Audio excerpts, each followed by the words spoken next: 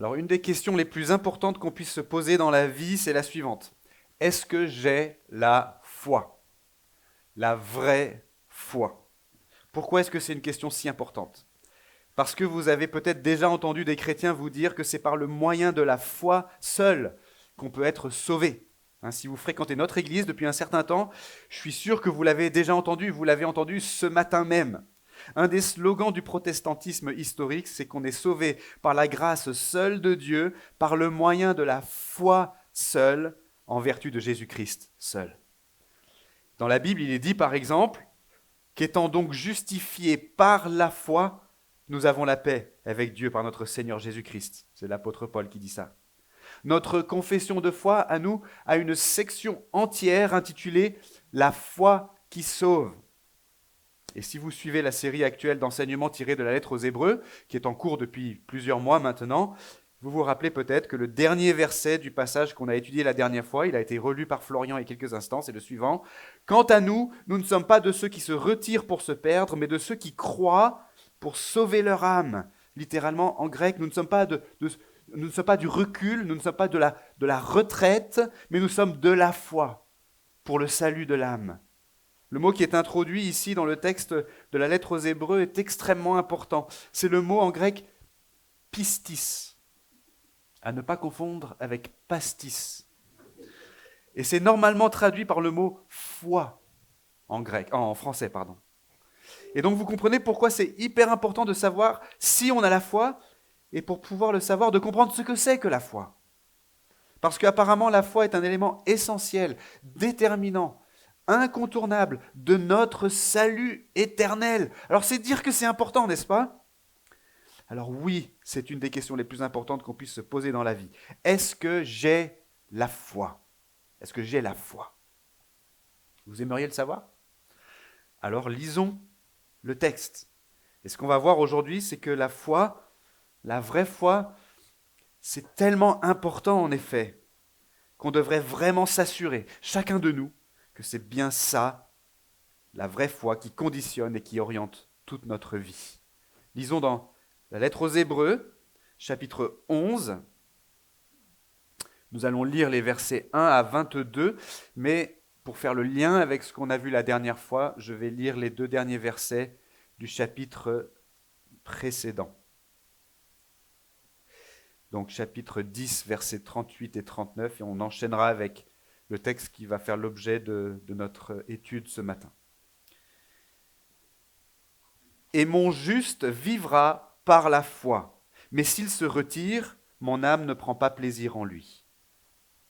Quant à nous, nous ne sommes pas de ceux qui se retirent pour se perdre, mais de ceux qui croient, ou qui ont la foi, pour sauver leur âme. Or, la foi, c'est l'assurance des choses qu'on espère, la démonstration de celles qu'on ne voit pas. C'est à cause d'elle que les anciens ont reçu un bon témoignage. C'est par la foi que nous comprenons que le monde a été formé par la parole de Dieu, de sorte que ce qu'on voit ne provient pas de ce qui est visible. C'est par la foi qu'Abel offrit à Dieu un sacrifice de plus grande valeur que celui de Caïn. Par elle, il fut déclaré juste, Dieu lui-même rendant témoignage à ses offrandes. Et par elle, quoique mort, il parle encore. C'est par la foi qu'Enoch fut enlevé, de sorte qu'il ne vit pas la mort. Et on ne le trouva plus parce que Dieu l'avait enlevé, car avant son enlèvement, il a reçu le témoignage qu'il plaisait à Dieu. Or, sans la foi, il est impossible de lui plaire. Celui qui s'approche de Dieu doit croire qu'il existe et qu'il récompense ceux qui le cherchent. C'est par la foi que Noé, divinement averti de ce qu'on ne voyait pas encore et saisi d'une pieuse crainte, construisit une arche pour sauver sa famille. C'est par elle qu'il condamna le monde et devint héritier de la justice qui s'obtient par la foi. C'est par la foi qu'Abraham obéit à l'appel de Dieu en partant vers un pays qu'il devait recevoir en héritage, et il partit sans savoir où il allait. C'est par la foi qu'il vint s'établir dans la terre promise comme en un pays étranger, habitant sous des tentes, ainsi qu'Isaac et Jacob, héritiers avec lui de la même promesse, car il attendait la cité qui a de solides fondations, celle dont Dieu est l'architecte et le constructeur. C'est par la foi aussi que Sarah elle-même, malgré son âge avancé, fut rendue capable de donner le jour à une descendance parce qu'elle tint pour fidèle celui qui a fait la promesse. C'est pourquoi d'un seul homme et d'un homme déjà atteint par la mort sont issus des descendants aussi nombreux que les étoiles du ciel et que le sable qui est au bord de la mer et qu'on ne peut compter. C'est dans la foi qu'ils sont tous morts sans avoir obtenu les choses promises, mais ils les ont vus et salués de loin, en confessant qu'ils étaient étrangers et résidents temporaires sur la terre. Ceux qui parlent ainsi montrent clairement qu'ils cherchent une patrie. Et s'ils avaient eu la nostalgie de celle qu'ils avaient quittée, ils auraient eu l'occasion d'y retourner. Mais en réalité, ils aspirent à une patrie meilleure, c'est-à-dire céleste. C'est pourquoi Dieu n'a pas honte d'être appelé leur Dieu, car il leur a préparé une cité. C'est par la foi qu'Abraham, mis à l'épreuve, a offert Isaac. C'est son fils unique qu'il offrait, lui qui avait reçu les promesses, et à qui il avait été dit, c'est par Isaac que tu auras une descendance qui porte ton nom. Il comptait que Dieu est puissant même pour faire ressusciter d'entre les morts. C'est pourquoi son fils lui fut rendu. Il y a là un symbole. C'est par la foi qu'Isaac bénit Jacob et Ésaü en vue de l'avenir. C'est par la foi que Jacob, au moment de mourir, bénit chacun des fils de Joseph et qu'il se prosterna en s'appuyant sur l'extrémité de son bâton. C'est par la foi que Joseph, proche de sa fin, fit mention de l'exode des fils d'Israël et qu'il donna des ordres au sujet de ses ossements. On s'arrête ici pour la lecture de la parole de Dieu. Prions avant d'aller plus loin. Merci notre Dieu, notre Père, pour ta parole. Merci pour ce texte que tu as inspiré par le Saint-Esprit.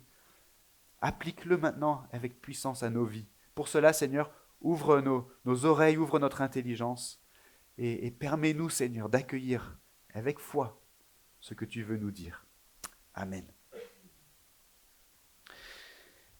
La première chose que l'auteur veut faire dans notre passage, c'est nous donner une définition succincte de ce que c'est la foi, vu l'importance de ce qu'il vient d'affirmer à la fin du chapitre 10. Et donc la première chose qu'il veut nous faire comprendre ici, c'est que la foi par le moyen de laquelle on est déclaré juste par Dieu, consiste à croire à la réalité de choses qu'on ne voit pas.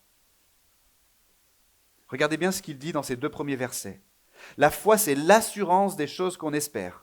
Littéralement la substance des choses qu'on espère. Et c'est la démonstration de celles qu'on ne voit pas. Littéralement la conviction des choses qu'on ne voit pas. En gros, il y a une seule idée ici, c'est que la foi, ça consiste vraiment à être convaincu et persuadé qu'un truc qu'on ne voit pas, un truc qui n'est pas tangible, en tout cas pas tangible pour le moment, quelque chose qu'on ne peut pas toucher, qu'on ne peut pas mesurer par les sens physiques, qu'on ne peut pas vérifier par l'expérience, et bien que ce truc-là est pourtant réel. Si bien que ça va conditionner notre vie ici et maintenant, comme n'importe quelle autre chose qui serait réelle dans notre expérience. Par exemple, vous êtes tous assis sur une chaise au moment où je vous parle, ou sur un canapé. À un moment donné, vous avez fait le choix de faire reposer tout le poids de votre corps sur cet objet. Pourquoi ? Parce que l'existence réelle de cette chaise ne faisait aucun doute pour vous. Vous avez cru à la réalité de cette chose. Et cette croyance a conditionné votre action. Si vous n'y croyiez pas, vous n'auriez jamais pris ce risque. La foi, ça consiste à avoir cette même croyance que celle que vous avez eue par rapport à votre chaise, mais par rapport à quelque chose dont vous ne pouvez pas vérifier la réalité par les moyens que vous avez actuellement. Vous suivez ? Alors pour ne pas être mal compris, je voudrais tout de suite apporter une précision très importante, même si j'anticipe un peu sur la suite du message. C'est que la foi, ça ne consiste pas non plus à avancer les yeux fermés sans se soucier de ce qui est réel, ni à se jeter dans le vide sans aucune sécurité. Si vous avez bien prêté attention à ce que j'ai dit, la foi, ce n'est pas quelque chose qu'on fait, mais c'est quelque chose qu'on croit. La foi, ce n'est pas agir d'une certaine manière en espérant qu'un truc soit réel, mais c'est croire qu'un truc est réel si bien qu'on agit en conséquence. Je répète. La foi, ce n'est pas agir d'une certaine manière en espérant qu'un truc soit réel, mais c'est croire qu'un truc est réel si bien qu'on agit en conséquence. Vous voyez la différence ? Cette précision, elle est essentielle et on y reviendra un peu plus dans un moment, mais pour l'instant, il faut surtout retenir que la foi, par le moyen de laquelle on est déclaré juste par Dieu, consiste à croire à la réalité de choses qu'on ne voit pas. Cette croyance est le moyen par lequel on est déclaré juste par Dieu, puisque l'auteur nous dit au verset 2, c'est à cause d'elle, à cause de la foi, que les anciens ont reçu un bon témoignage. Les gens qui ont vécu autrefois, les anciens. Autrement dit, cette définition de la foi est une définition intemporelle et universelle. Le moyen par lequel n'importe qui dans toute l'histoire a pu être sauvé, c'est le moyen de la foi tel que l'auteur est en train de nous la définir ici, dans son texte. Et déjà, ce qu'on peut en retenir pour nous ce matin, c'est que la foi, ce n'est pas la même chose que l'espoir. Des fois dans la vie, on dit « j'ai bon espoir que ce projet va aboutir, alors je continue de m'y investir ». Mais ça ne veut pas dire qu'on est convaincu et persuadé que ça va aboutir. C'est un espoir, peut-être un bon espoir, mais c'est un espoir. Alors que la foi, comme l'auteur nous l'a défini ici, c'est foncièrement différent. C'est le fait de croire à la réalité de ce qu'on ne voit pas ou qu'on ne voit pas encore. Ce n'est pas une question de prémonition, d'intuition ou de calcul statistique. Aucun de vous ne s'est assis sur sa chaise ce matin en se disant « Ok, j'ai tout bien calculé et normalement, j'ai bon espoir que cette chaise existe et que ça va tenir. » Non, vous aviez une conviction, vous n'avez pas simplement une intuition. Bien sûr, cette conviction était basée sur un mélange d'observation, de vérification et d'expérience personnelle. Peut-être que ça fait 100 fois que vous vous êtes assis sur cette chaise, donc maintenant vous avez confiance.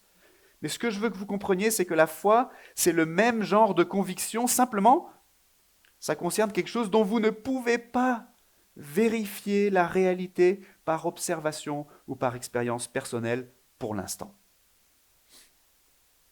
Pour autant, selon la foi, vous seriez autant convaincu de la réalité de cette chose que de la réalité de la chaise. On va essayer de comprendre ça un peu mieux avec la suite du texte. Après cette définition succincte de la foi, qu'on a donc dans les 2 premiers versets de notre passage, l'auteur va poursuivre maintenant en nous donnant des exemples au versets 3 à 7. Pour commencer, 4 exemples. D'abord l'origine du monde, puis 3 personnages appelés Abel, Enoch et Noé. Et ici, ce que l'auteur veut nous faire comprendre dans un deuxième temps, c'est que la question de la foi, c'est vraiment une question très, très basique pour notre existence. L'auteur nous donne donc des exemples qui visent à illustrer ce qu'il vient de dire, mais on se rend compte très vite que ces exemples, il va les donner en ordre chronologique, en les tirant de l'histoire biblique. D'accord ? Qu'est-ce qu'on a au tout début de la Bible ? On a le récit de la création du monde. Quel est le rapport avec la foi ? Réfléchissons-y un instant. L'auteur nous dit que, il nous présente une évidence, c'est que le monde provient de ce qu'on ne voit pas. Personne ne peut prétendre avoir vu ou mesuré ou vérifié comment le monde était venu à l'existence. C'est par la foi, donc, que si on est chrétien et qu'on se fie à la Bible, eh bien on admet que le monde a été formé par la parole de Dieu. Dieu a parlé, Dieu a donné un ordre et le monde a commencé à exister à partir de rien. Quand on croit ça, voyez, on croit à la réalité de quelque chose qu'on ne voit pas. La plupart des scientifiques et des philosophes seraient d'accord avec l'affirmation qu'on trouve au verset 3. Même s'ils ne sont pas croyants, ils seraient d'accord avec cette affirmation. Ce qu'on voit ne provient pas de ce qui est visible. Mais beaucoup vont soit se satisfaire de ne pas savoir d'où provient ce qu'on voit, soit proposer des théories diverses qui permettraient d'expliquer qu'est-ce qu'il y avait avant qu'il y eût quelque chose. Nous qui avons la Bible, on a la réponse. Mais tenir cette réponse pour réelle, ça c'est la foi. Ce n'est pas une foi aveugle, ce n'est pas une croyance naïve fondée sur rien de sûr, et ça, on va y revenir dans le point suivant, alors patience. Ensuite, versets 4 à 7, l'auteur nous donne des exemples de 3 personnages qui ont existé très très tôt dans l'histoire, à commencer par Abel, qui était le fils de nos premiers parents, Adam et Ève. C'est très tôt dans l'histoire, n'est-ce pas ? L'auteur nous fait remarquer que dans le texte biblique qui raconte l'histoire d'Abel, Abel est déclaré juste. De la même façon, Enoch, deuxième personnage qu'il cite, a reçu dans le texte biblique qui raconte son histoire le témoignage qu'il plaisait à Dieu. Tous les deux figurent dans les généalogies du livre de la Genèse, très très tôt dans l'histoire du monde. L'auteur est en train de nous montrer que la foi, ça a toujours été quelque chose de tout à fait déterminant pour la relation des humains avec Dieu et pour leur salut. La base même de la relation avec Dieu, c'est premièrement croire que Dieu existe, c'est croire à la réalité de Dieu alors qu'on ne le voit pas, Dieu. On ne peut pas le mesurer, on ne peut pas le toucher, on ne peut pas le tester, on ne peut pas mettre Dieu dans une éprouvette. Non seulement ça, mais quelqu'un qui chercherait à s'approcher de Dieu, à entrer en relation avec le Dieu dont il croit à l'existence, il doit aussi croire que Dieu se laisse approcher. Ou pour reprendre l'expression de notre texte, qu'il récompense ceux qui le cherchent au verset 6. Ça aussi, c'est la foi. C'est croire à la réalité de quelque chose qu'on ne voit pas. L'auteur de notre passage est en train de nous démontrer en fait que les deux premiers personnages de l'histoire du monde dont on peut être sûr que le texte biblique nous dit qu'ils ont été sauvés, parce que pour les autres, quand on regarde les généalogies, on ne peut pas en être sûr. Mais au moins pour Abel et Enoch, c'est marqué. Donc les deux premiers dans l'histoire du monde dont on peut être sûr qu'ils ont été sauvés, ils l'ont été par le moyen de la foi. C'est le dénominateur commun. La foi, ce n'est pas un truc, pour l'auteur, tout neuf, qui vient de sortir, ce n'est pas une innovation de Jésus ou de l'apôtre Paul ou des protestants du XVIe siècle. D'après la Bible, la foi a toujours été un truc essentiel. Et ensuite, l'auteur nous propose l'exemple de Noé. Alors Noé, c'est le gars qui a construit un énorme bateau pour sauver les animaux lorsqu'un déluge cataclysmique a inondé la terre. Il a marqué un tournant spectaculaire dans l'histoire du monde. Mais l'auteur veut nous montrer que si Noé a construit la fameuse arche de Noé, c'est parce qu'il avait la foi. Il a tenu pour vrai des événements qu'il ne voyait pas encore. C'est ce que dit le texte. Et de cette manière, non seulement il a été l'instrument de la condamnation du monde de son époque, puisque le monde a été inondé, mais il est aussi devenu le dépositaire des promesses de Dieu concernant le salut des humains dans toutes les générations qui viendraient après lui, puisque c'est grâce à lui que l'humanité a été préservée, ainsi que les animaux. Ce salut que l'auteur appelle, verset 7, la justice qui s'obtient par la foi. Bon, il y a beaucoup de choses dans ces versets, ça peut paraître un peu compliqué, on n'a pas le temps de tout regarder dans le détail, mais le plus important, c'est qu'on voit qu'entre la question des origines du monde dans lequel on évolue et celle des conditions d'une relation possible avec le créateur de l'univers, eh bien, la question de la foi, voyez-vous, c'est vraiment une question très très basique pour notre existence. C'est essentiel, c'est fondamental. Alors parfois on dit que la foi, c'est un muscle qu'on peut avoir plus ou moins fort. Mais je ne suis pas sûr d'être tout à fait d'accord avec cette analogie. Je dirais plutôt que la foi, c'est un organe. C'est un organe vital. La foi est comparable au cerveau, dans le sens où c'est essentiel pour la vie. Mais en même temps, on peut fonctionner comme si on n'en avait pas. Ou encore, on peut en faire un mauvais usage. On peut fonder sa foi sur de mauvaises choses, en fait. Alors justement, regardons la suite du passage, où on voit que la foi par le moyen de laquelle Dieu nous sauve ne se fonde pas sur n'importe quoi. Elle ne se fonde pas sur n'importe quoi. Alors, regardons les versets 8 à 19. Dans ces versets, l'auteur de notre passage enchaîne avec un autre exemple d'un personnage biblique, toujours dans un ordre chronologique.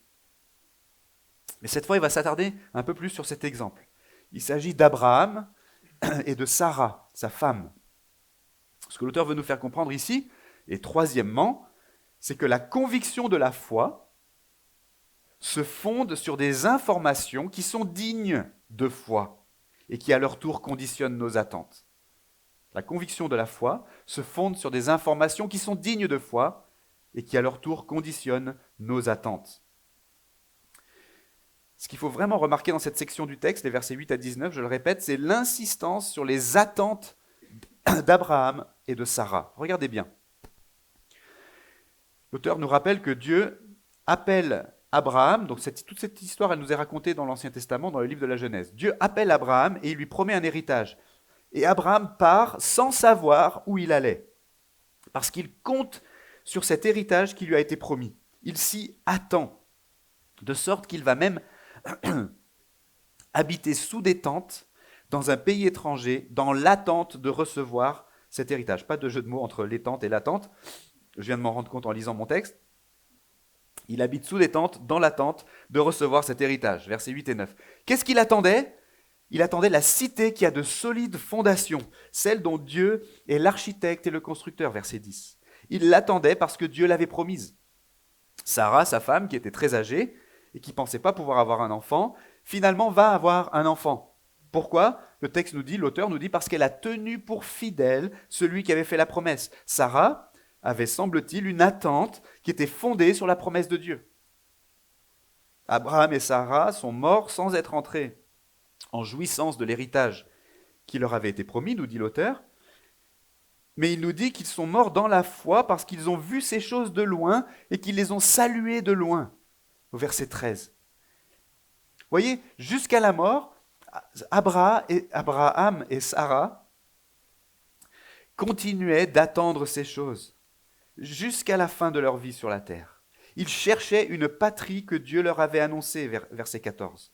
Ils aspiraient à une patrie meilleure, c'est-à-dire céleste, verset 16.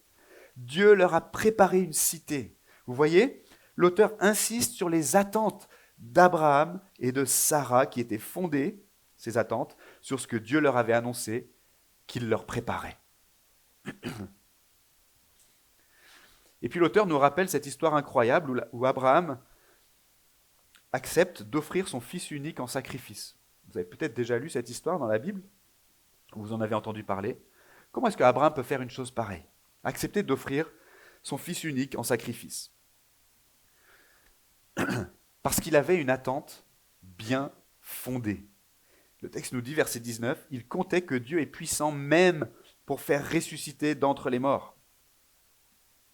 Abraham se fiait à la parole de Dieu qui lui avait dit que son fils Isaac était le fils de la promesse, cet enfant miracle inespéré qu'il a eu alors que Sarah et lui étaient déjà très vieux. Et donc il s'est dit que si Dieu à un moment donné lui demande d'offrir son fils en sacrifice, c'était certainement que Dieu allait le ressusciter pour accomplir son plan. La promesse de Dieu était tellement certaine que si Isaac mourait, forcément Dieu le ressusciterait. Vous voyez l'attente d'Abraham fondée sur la promesse de Dieu. Et si vous connaissez l'histoire, vous savez que Dieu finalement va empêcher le sacrifice et fournir un bélier à la place qui sera offert en sacrifice au lieu d'Isaac. Ce qu'on doit remarquer dans ces épisodes de la vie d'Abraham et de Sarah, c'est qu'ils ont fait des trucs un peu fous à vue humaine, des trucs inattendus, parfois complètement contre-intuitifs, mais c'était jamais irrationnel. C'était jamais irrationnel. Dans tous ces exemples, ils agissent jamais de manière impulsive ou irréfléchie, ou en se disant qu'ils allaient tenter le coup, ils allaient tenter leur chance, on verra bien si ça passe. Non, l'auteur prend soin de nous dire qu'ils ont fait des trucs qui peuvent nous sembler un peu fous, mais parce que leurs attentes à eux étaient bien fondées. Elles étaient fondées sur quoi? Sur la parole de Dieu, sur des promesses et des engagements de Dieu lui-même. Notre fils Étienne, pour ses 18 ans, a voulu faire un saut à l'élastique. Il n'avait jamais fait ça auparavant, ni personne d'autre dans notre famille. On lui a demandé de se jeter volontairement dans le vide depuis le haut d'un viaduc désaffecté. Pourquoi est-ce qu'il a accepté de faire ça? Est-ce qu'il avait envie de mettre fin à ses jours? Non. Il a accepté parce qu'il a estimé que les organisateurs de l'activité étaient dignes de foi. À vue humaine, ce qu'il a fait pouvait sembler fou, mais en réalité, ce n'était pas du tout contraire à la raison. Ce n'était pas irrationnel, vous comprenez ce que je veux dire? Étienne s'attendait à ce que ça se passe bien. Autrement, il n'aurait pas sauté. De la même façon, Abraham s'attendait à ce que ça se passe bien. Autrement, il n'aurait pas ligoté son fils unique pour l'offrir en sacrifice. Et donc c'est ça que l'auteur veut nous faire comprendre ici, c'est que la foi, ce n'est pas une croyance aveugle, naïve, aléatoire, impulsive, subjective, qui fait qu'on va se comporter de manière insensée. Au contraire, La conviction de la foi se fonde sur des informations qui sont dignes de foi et qui à leur tour conditionnent nos attentes. Et ces informations dignes de foi, qui sont censées conditionner nos attentes, elles proviennent de la source la plus digne de foi qui puisse exister, à savoir Dieu. Il n'y a pas plus digne de foi dans l'univers que Dieu. Et où découvre-t-on ce que dit Dieu ? Dans la Bible. Et qui a écrit la Bible, les 11-13 ans ? Qui a écrit la Bible ? Des hommes que le Saint-Esprit a instruits. Bravo. S'il est vrai que la Bible est la parole de Dieu, la révélation spéciale et infaillible de son projet, de son caractère et de sa volonté pour notre vie, alors la vraie foi, par le moyen de laquelle on est sauvé, eh bien, elle se fonde sur elle se fonde sur la Bible. Ok, donc jusqu'ici, on a vu dans notre passage une définition succincte de la foi, premièrement, qui consiste à croire à la réalité de choses qu'on ne voit pas.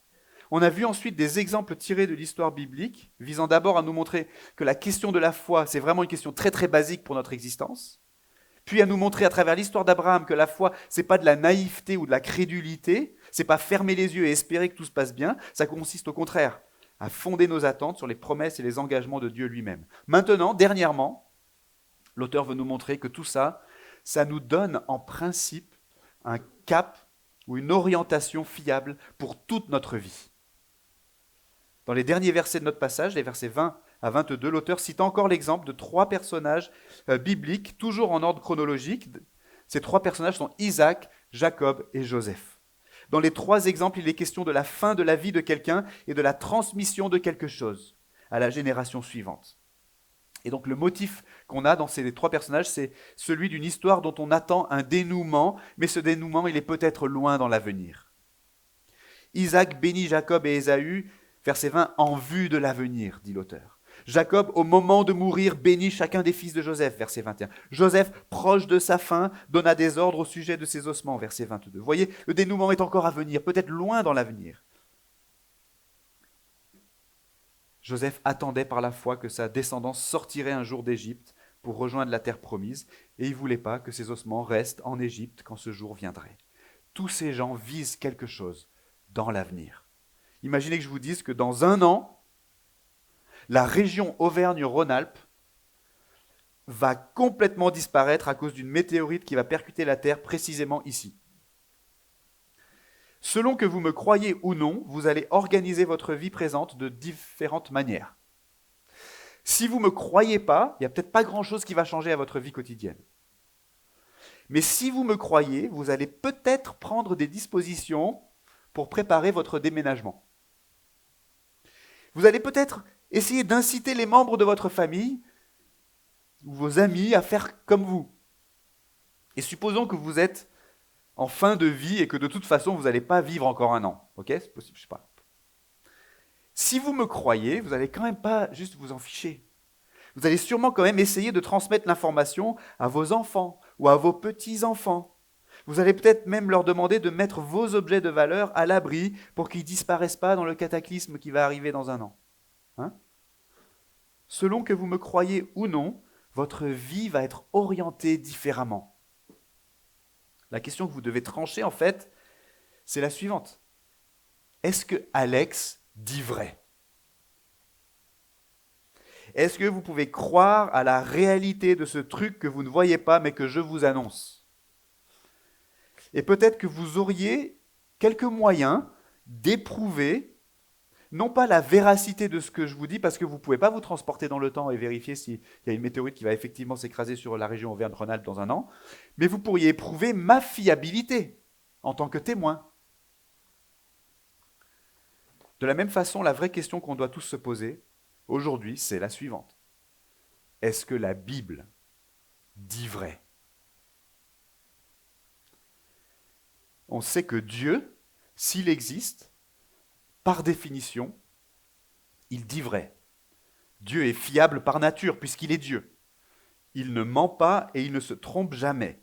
Mais est-ce que la Bible nous rapporte fidèlement, infailliblement, ses paroles, ses actes dans l'histoire et sa volonté pour notre vie ? Pour ma part, j'en suis persuadé.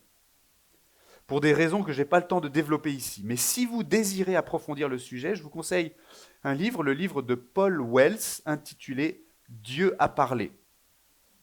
Et je vous conseille aussi la lecture attentive de la toute première section de notre confession de foi, la toute première, intitulée « L'Écriture sainte », qui contient 10 articles qui expliquent pourquoi on peut et pourquoi on doit en fait fonder notre foi sur les enseignements de la Bible.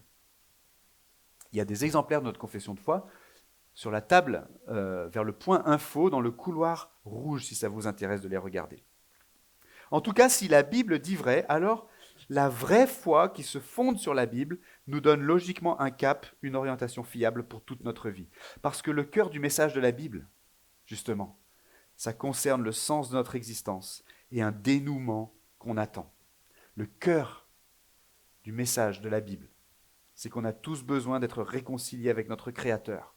On a tous besoin d'être déclarés justes par lui pour pouvoir nous approcher de lui, entrer dans sa présence et vivre éternellement dans la joie de son paradis. Et la lettre aux Hébreux notamment nous explique, dans les 10 chapitres précédents, nous explique que pour que cet accès nous soit ouvert, voyez-vous, Dieu s'est approché lui-même de nous par Jésus-Christ. Et par Jésus-Christ, il a lui-même tout accompli en notre faveur pour qu'on n'ait rien à accomplir nous, mais qu'on ait simplement à recevoir avec gratitude ce salut complet qu'il nous présente. Tout comme le bélier que Dieu a fourni à la place d'Isaac, cette espèce de substitution qui s'est opérée et que l'auteur appelle un symbole, eh bien Jésus s'est présenté, un peu comme ce bélier, il s'est présenté volontairement pour s'offrir en sacrifice à notre place, pour prendre sur lui la peine de nos péchés. Et il est ressuscité le 3e jour, et il est monté au ciel à la droite de Dieu où il se tient comme médiateur parfait et suffisant pour les humains. Tous les croyants qui lui font confiance ont été rendus parfaits à perpétuité, comme Florian nous le rappelait à travers une des lectures qu'il a faites tout à l'heure. En vertu de Jésus-Christ, les péchés des croyants leur ont été ôtés pour toujours et ils ont reçu la vie éternelle en héritage. Ils vont entrer dans la cité qui a de solides fondations, celle dont Dieu est l'architecte et le constructeur. Ils ont intégré la patrie céleste et ils avancent désormais dans la vie avec cette destination à l'horizon, qu'ils voient déjà au loin et qu'ils peuvent saluer de loin. Maintenant, la question qui se pose à nous, c'est donc celle avec laquelle j'ai commencé ce message. Est-ce que j'ai la foi? Est-ce que je crois à la réalité de ces choses que je ne vois pas, mais qui me sont annoncées dans les Saintes Écritures? Comme on l'a dit en introduction, la foi, la vraie foi, c'est tellement important qu'on devrait vraiment s'assurer, chacun de nous, que c'est bien ça qui conditionne et qui oriente toute notre vie. Le problème, c'est que beaucoup d'entre nous, on se dit, j'aimerais avoir la foi, comme Abel, comme Enoch, comme Noé, comme Abraham. Mais honnêtement, moi j'ai plein de doutes dans mon cœur. Je ne pense pas qu'un jour j'aurai la foi comme eux, c'est pas possible. Écoutez bien. Ce qui est merveilleux, c'est que Dieu a voulu nous délivrer de toute tyrannie, y compris de celle-là. Même la foi, ce n'est pas quelque chose que nous, on doit faire, ou qu'on doit prouver, ou qu'on doit produire en nous-mêmes. On verra ça plus clairement la prochaine fois, dans la suite du passage, mais je tiens à vous dire tout de suite qu'en aucun cas, ce n'est la quantité, la taille ou la solidité de notre foi qui nous sauve, mais c'est l'objet de notre foi qui nous sauve. C'est pourquoi dans la suite du passage, en conclusion à tout ce que l'auteur est en train de nous dire ici dans ce glorieux chapitre 11 de l'Épître aux Hébreux, à la conclusion, il va nous exhorter, comme cela nous a été lu tout à l'heure par Florian, il va nous exhorter à fixer nos yeux sur Jésus, qui est l'auteur de la foi et celui qui l'amène à la perfection. Le prince de la foi, littéralement, et celui qui l'amène à la perfection. Si vous vous trouvez ridicule et faible comparé à Noé ou à Abraham, arrêtez de vous comparer à eux.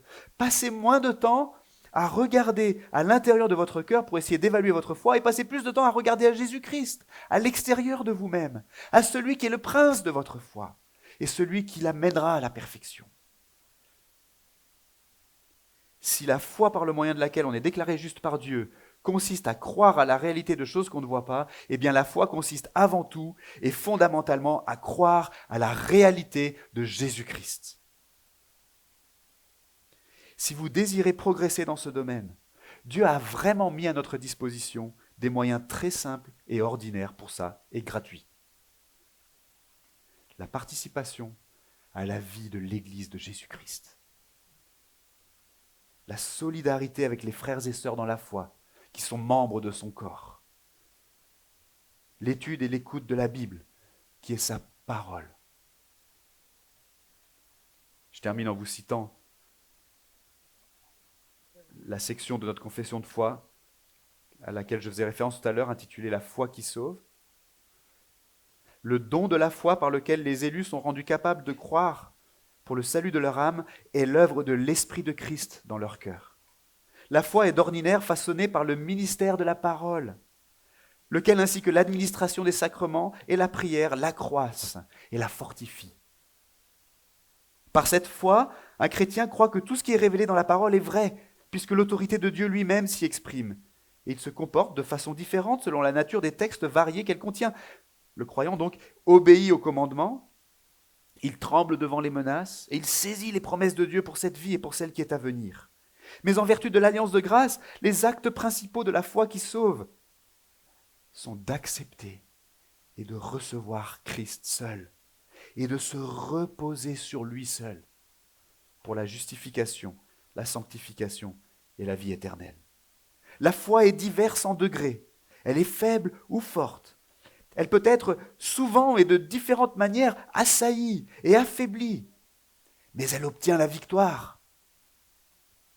Chez beaucoup, elle grandit jusqu'à atteindre une pleine assurance par Christ, qui en est à la fois l'auteur et celui qui l'amène à la perfection.